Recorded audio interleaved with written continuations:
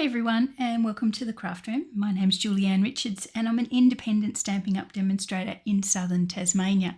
Just making this quick little video in response to a comment that was left on one of my videos recently, where I made sets of one sheet wonder cards, and I made a comment that I would probably make a little box and give them with some envelopes to my mum so she can give them to her various bowls, friends and people from the club and stuff like that. So the comment on the Facebook page was, could I show you how I make a box to pop these little cards in? So I will.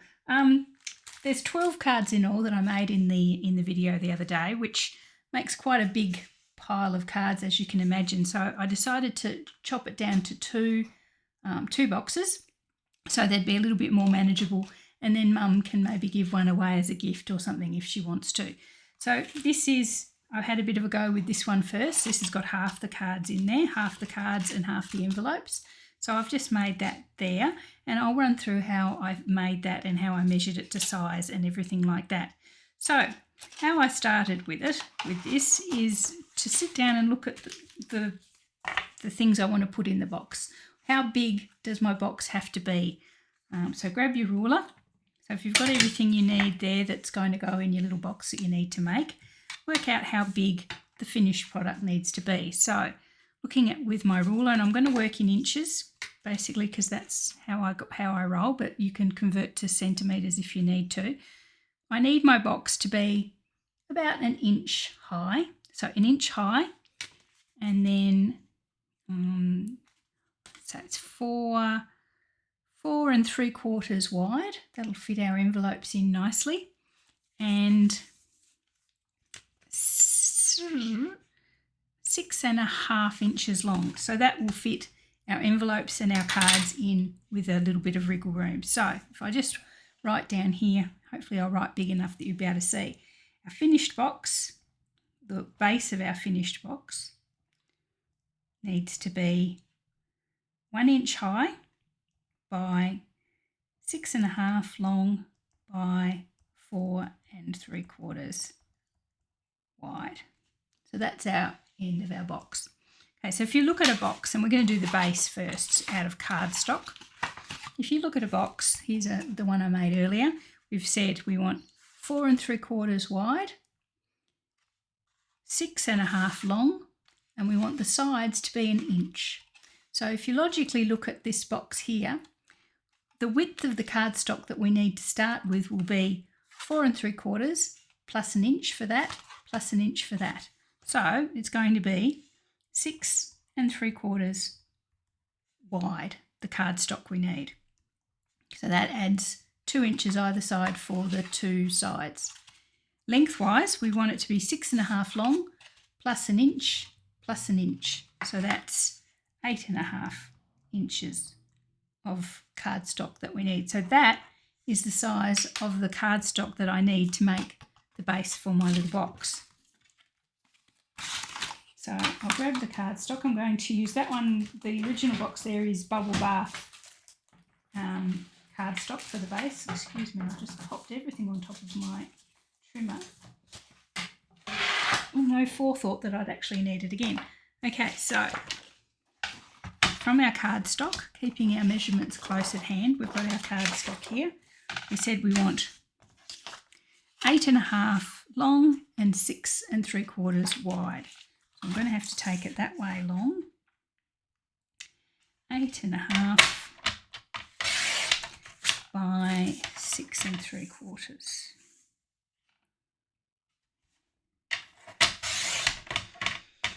Okay, and we're going to have inch high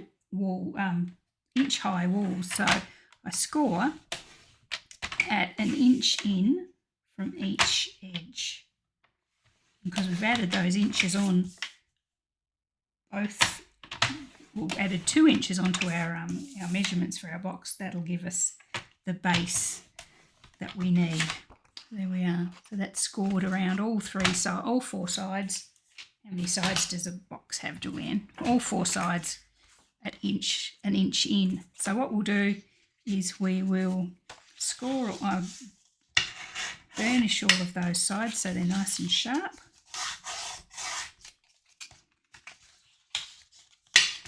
Now, using this method, you can make small, tall boxes, big, wide boxes. It just is limited by the cardstock that you have.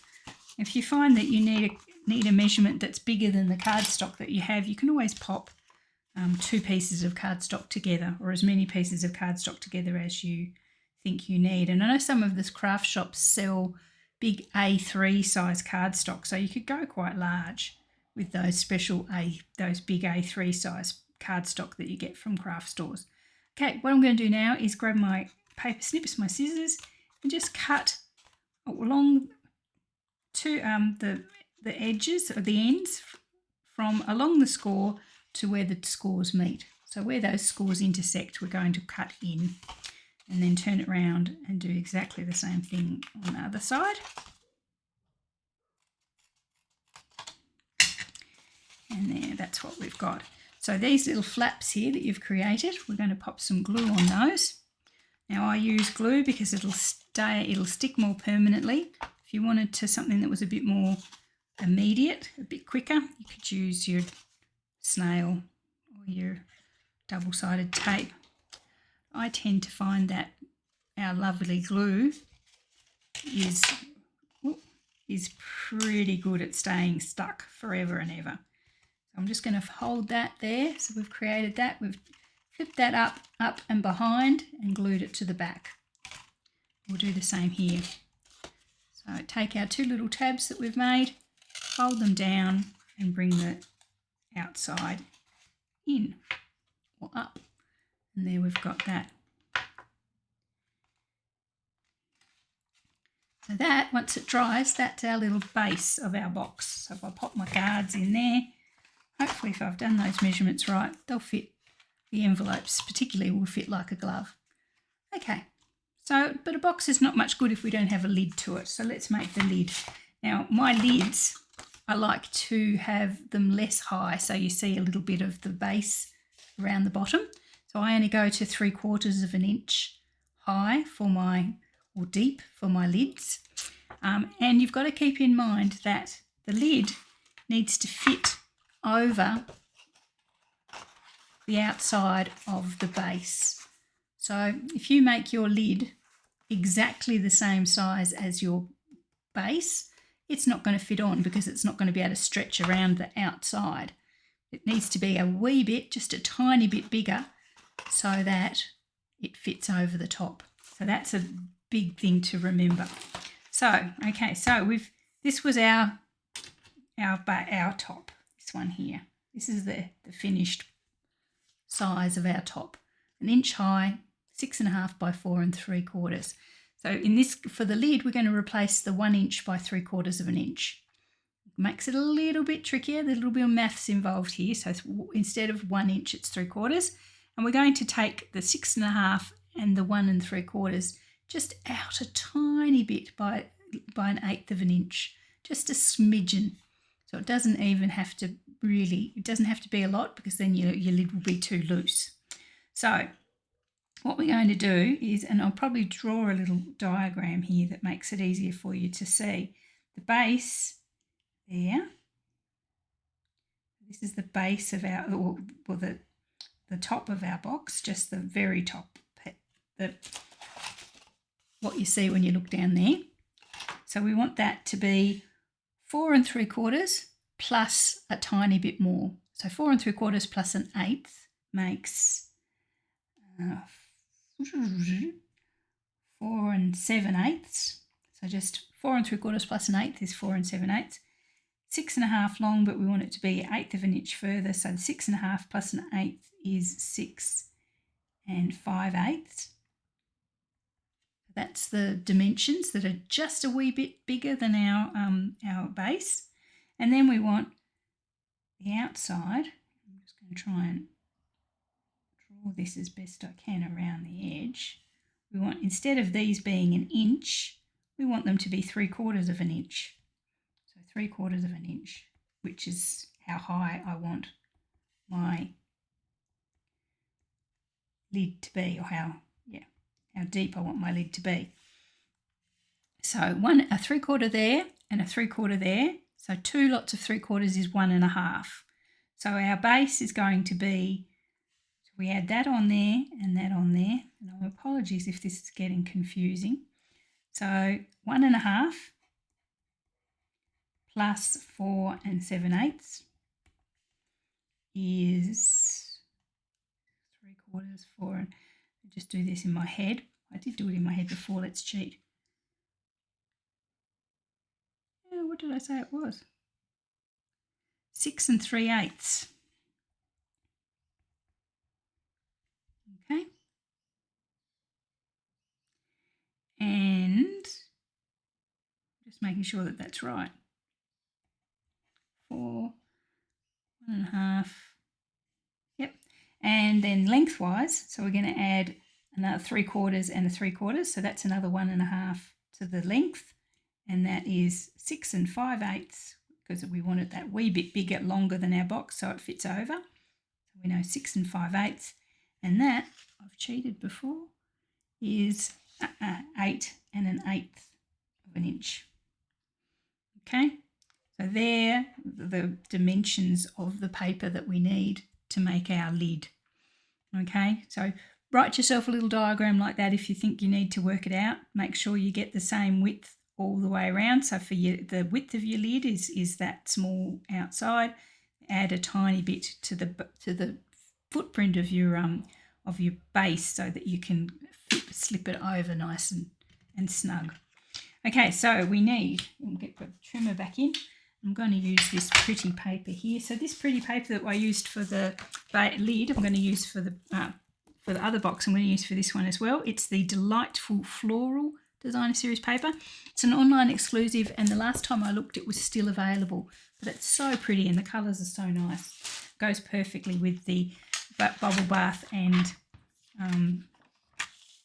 berry burst that I'm using for the card bases, for the box bases. So we want 8 1/8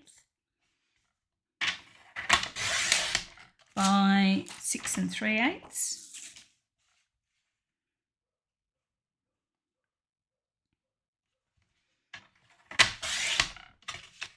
Now if I had wanted my lid to be exactly the same so it fit, I'll bring this one in so you can see.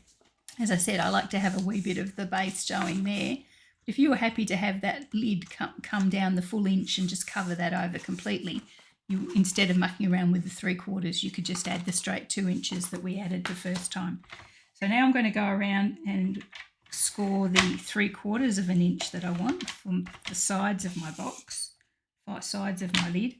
Now be very careful when you're scoring Designer Series paper. It doesn't have as much strength as the cardstock, and if you just push too hard, you'll go straight through and waste your beautiful cardstock Designer Series paper.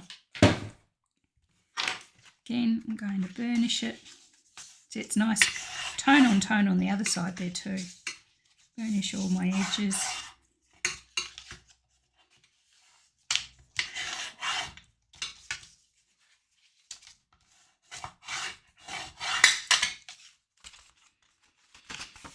Get my scissors and snip from the edge to where the scores join,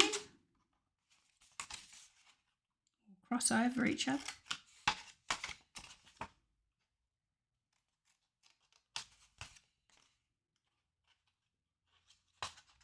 Can't quite see that one because the paper's a lovely colour, got lovely rich colour. I can't quite see, but that's it, I got it. Bring those in, pop some glue on them.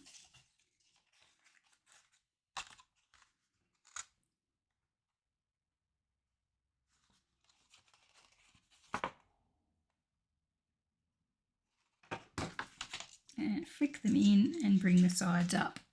And you've got yourself a little lid. Just hold it for a wee sec. Give it a chance to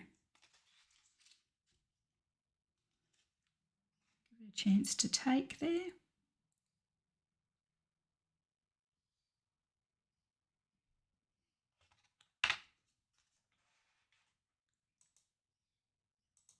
Okay, and there is our lid.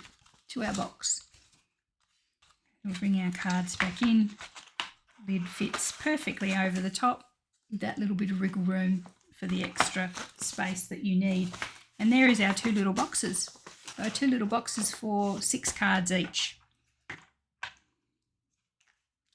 Now what I would normally do if I was making these for a customer, I would then grab some little stickers that I have.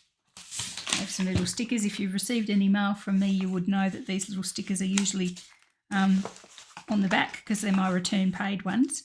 They're a nice little advert for my business, so I just pop them there. You could wrap some ribbon around it. You could do anything. You guys have wonderful imaginations, I'm sure. You could wrap some ribbon around it, make it a little parcel, gift wrapped perfectly. I'll just pop these little stickers on there just to stop it from coming open. And they're nice little stickers in the fact that they'll come off pretty easily and reseal when as Mum needs them to.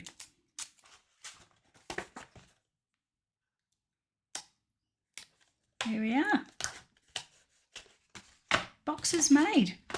Okay, well I hope that helps work out how to do the boxes of any size that you need to make. As I said, just have a bit of a play, have a bit of a fiddle, work out what, have just to get the sizes right. Work with some cheaper cardstock or whatever, retired or old designer series paper that you have lying around. And as I say, you work up, get the hang of those numbers. You can make boxes of any size to fit just about anything that you want to give.